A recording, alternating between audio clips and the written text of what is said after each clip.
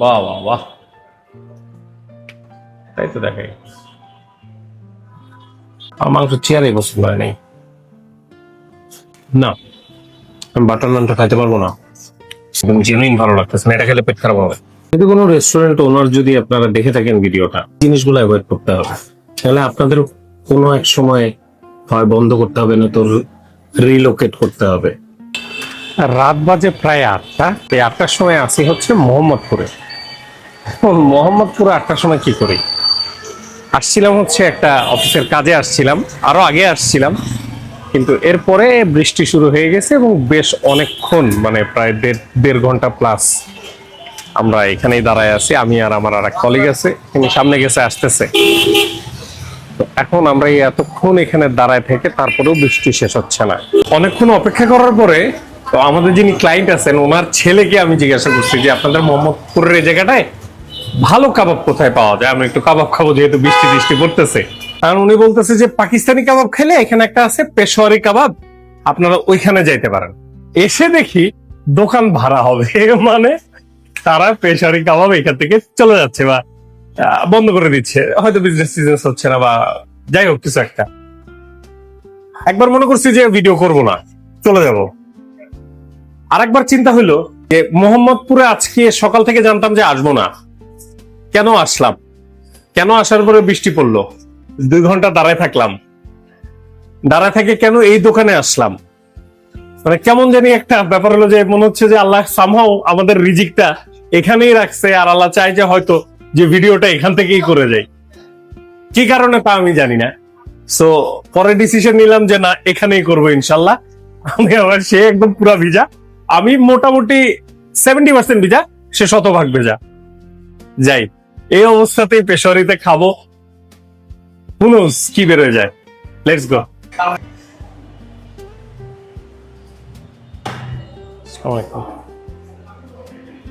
তো এই হচ্ছে আমাদের সেই পেশোয়ারি কাবাবের ভেতরে। আমার কাছে মনে হয় যে প্রচুর পরিমাণে ইকো পাবেন আপনারা আমার কথায়। আমি চেষ্টা করব যে ইকোটা পরিষ্কার করার, কিন্তু কতটুকু পরিষ্কার করতে পারবো আমি জানি না। খাবার আমরা অর্ডার করে দিছি, 15 মিনিট লাগবে ইনশাল্লাহ। বেশ কিছু আইটেম অর্ডার করছি, ফলে ডুবন্ত জাহাজে চড়ে দেখলাম কেমন লাগে দেখি। তো আমাদের খাবার চলে আসছে, আমাদের বাটার নান, আমাদের রুমালি রুটি এবং তার সাথে আমাদের লাচ্ছা পরোটা। যেহেতু শুধুমাত্র আপাতত এটাই আসছে, আমরা একটু এটা নিয়ে আপনাদের সাথে প্রথমে কথা বলি। আমাদের পেশোয়ারি বিফ, পেশোয়ারি বিফ আমি আরো যে 2-4 জায়গা থেকে খাইছি তার থেকে একেবারেই আলাদা। তবে এটার আগে আমি আরেকটা জিনিস একটু বলবো, এটা হচ্ছে একদম প্রথমবার আমার এই অনুভূতিটা হয়েছে। সেটা হচ্ছে এখানে যে নানটা দেওয়া আছে,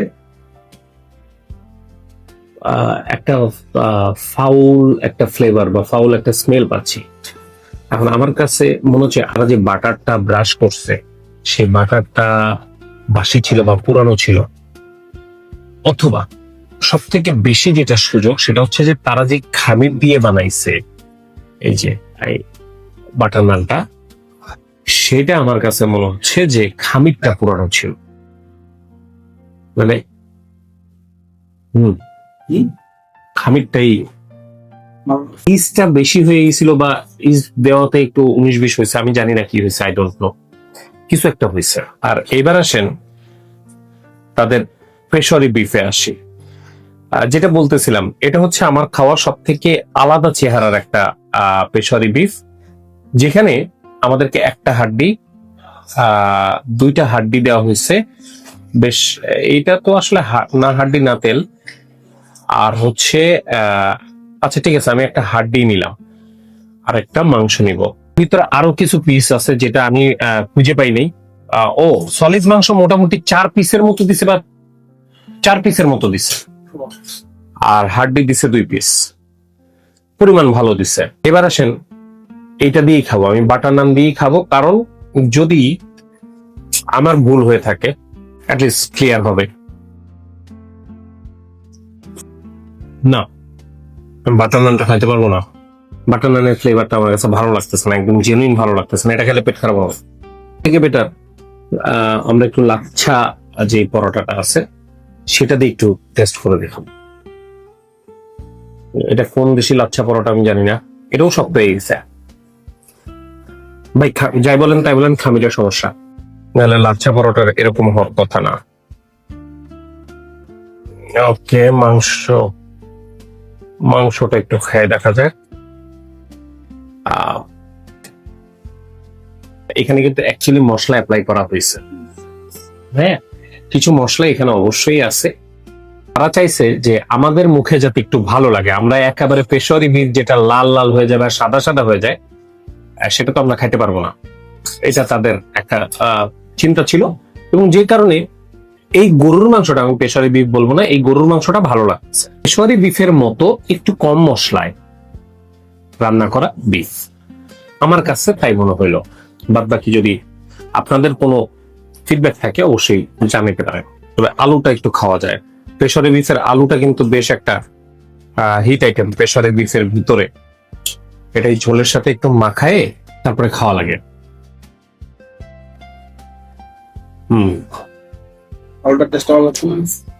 মজা, অ্যাকচুয়ালি মজা। পেশোয়ারি বিফ তারা হালকা বিস্তর আমাদের টেস্ট বাডের সাথে একটু ফিউশন করে ভালোই রান্না করছে। ওই যে এই হাড্ডিটা দিছে, হাড্ডিটা আসলে ভালো হাড্ডি, চাবাই খুব মজা পাচ্ছি। তো ওইটা খাওয়ার মাঝে মাঝে উনি এসে জিজ্ঞাসা করছে স্যার কোনো লাচ্ছি টাচ্ছি লাগবে কিনা। আমি বলছি যে ঠিক আছে দেন, একটা সুইট অ্যান্ড সল্ট লাচ্ছি দেন, 80 টাকা নর্মালটা। বিশ্বাস করবেন না, 2 মিনিট লাগছে না, 2 থেকে 3 মিনিটের মধ্যে লাচ্ছেন, এবং প্রচন্ড পরিমাণে তেল টেলে বোঝা যাচ্ছে যে বানায় রাখছিল তারা, সেটা দিয়ে দিছে।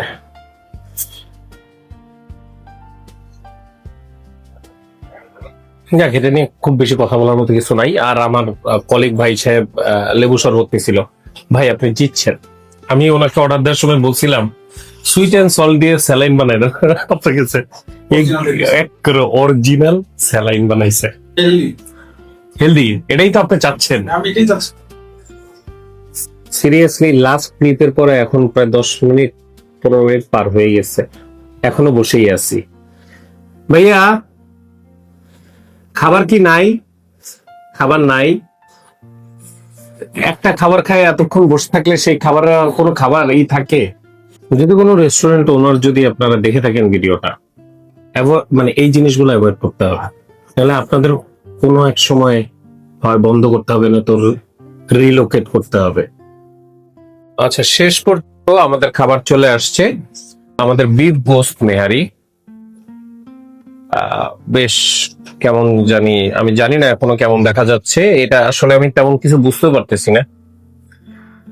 সমান একটা প্লেটের উপরে কেমন জানি একটা দিয়ে রাখছে। এই হচ্ছে আমাদের, এর ভিতরে মনে হচ্ছে যে কিছু গোস্ত আছে, বুঝছেন? এখানে একটু গোস্ত পাচ্ছি, এখানে একটু গোস্ত পাচ্ছি, এখানে একটু গোস্ত পাচ্ছি।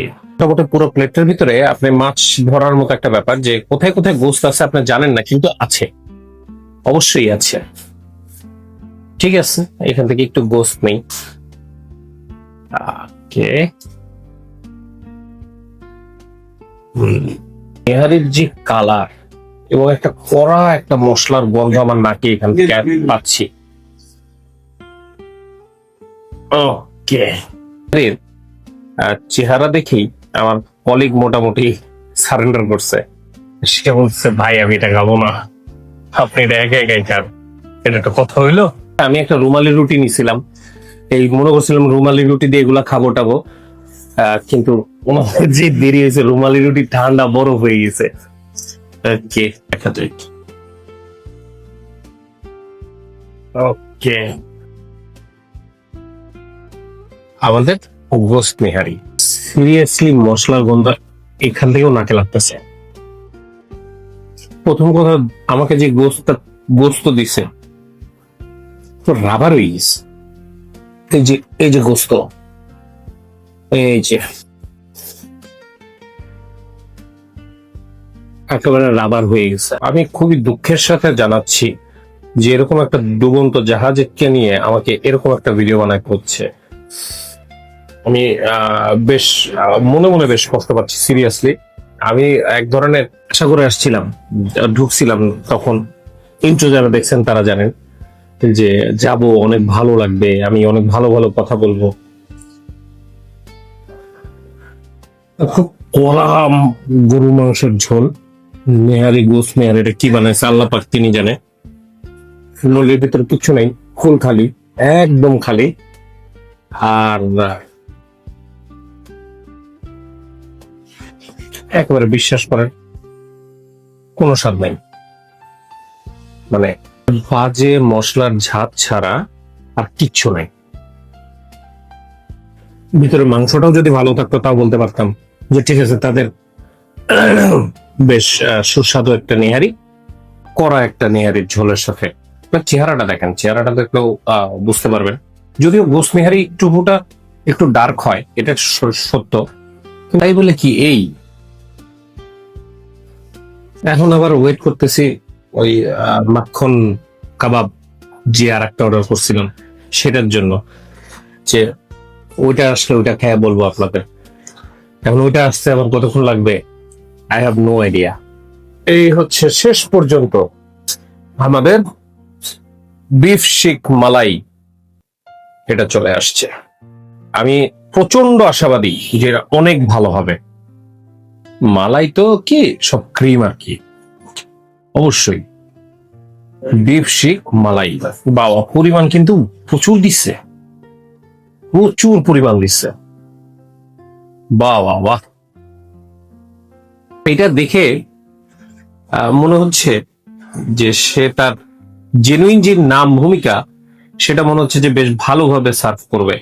মানে জিনিসটা মনে হয় ঠিক আছে, ভেতরের শিকের পরিমাণটা বা ভেতরের যেই বিষয়টা সেটা আমার কাছে কিন্তু বেশ ভালো লাগতেছে এবং বড় সড়ো লাগতেছে পরিমাণটা। এখন দেখার বিষয় খাইতে কেমন হবে। এই হচ্ছে তার ভেঙে ফেলা রূপ, ভিতরের পরিস্থিতি। ভিতরেরটা অবশ্যই বেশ ঝাল ঝাল একটা ফিল হবে আই হোপ, আর বাইরের দিকটা মিষ্টি মিষ্টি হবে কারণ এই মালাইটার জন্য। দেখা যাক। এই মালাই দেখে কেউ কিন্তু ধোকা খাবেন না, এটা কিন্তু মিষ্টি জিনিস না। যদিও বাইরে যে মালাইটা আছে সে মালাইটা আপনাকে বেশ খানিকটা হেল্প করবে, দিন শেষে এটা কিন্তু ভাই ঝাল।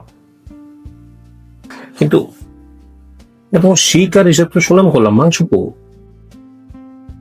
না আমার আজকে হইছে কি না বেড়ে আজকে হইছে কি, এই জিনিসটাকে তারা যদি একটু মাংসটাকে একটু ভিজিবল রাখতে পারে, বা দাঁতের নিচে মাঝে মাঝে ছোট ছোট মাংস যেটা নর্মাল শিকে আমরা পাই থাকবে, তাহলে মনে হয় ভালো লাগবে।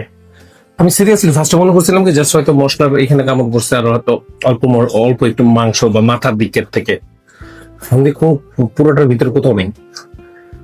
আপনারাই দেখেন বিষয়টা, এই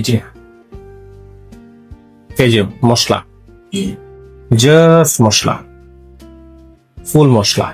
কিছুটা মাংসের ফ্লেভার তো অবশ্যই আছে কিন্তু নট ইনাফ, মানে এই ফুল ডিশটাকে সাপোর্ট করার জন্য যেই মাংসটার বা যে পরিমাণটা দরকার সেটুকু নেই। শেষ পর্যন্ত হতাশ, আই এম ভেরি সরি। উপরের ক্রিম আর ঝালের যে কম্বিনেশনটা খুবই ভালো লাগছিল, বাট মূল শিকের ভিতরে যখন আমি ঢুকছি বেশ নরম, এটাও বেশ খুশি ছিলাম, কিন্তু শেষ পর্যন্ত দেখি নরম হবে না কেন, তো মশলাই গেল।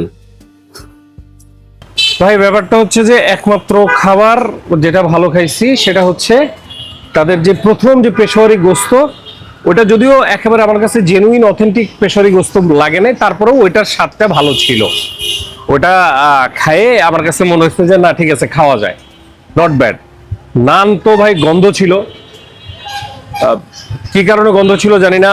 লাস্টের ওই লাচ্ছা পরোটাও মুখে খারাপ লাগা শুরু করছে আস্তে আস্তে, যত সময় গেছে লাচ্ছা পরোটার স্বাদটা আস্তে আস্তে নিচের দিকে নামা শুরু করছে, মানে একটু ঠান্ডা হচ্ছে আর ভেজাল বের হচ্ছে। রুমালি রুটি খাইছি, অল্প অল্প করে খাইছি, অত কিছু বুঝি নেই ভালো মন্দ দুরু। আর তাদের যে নেহারি গোস্ত নেহারি, আর যে তাদের ওই যে কি বলে ওটাকে মালাই মাখনি কি শিক নাকি খাইলাম ওটা, ভাই বহুদিন এত খারাপ খাবার খাইনি।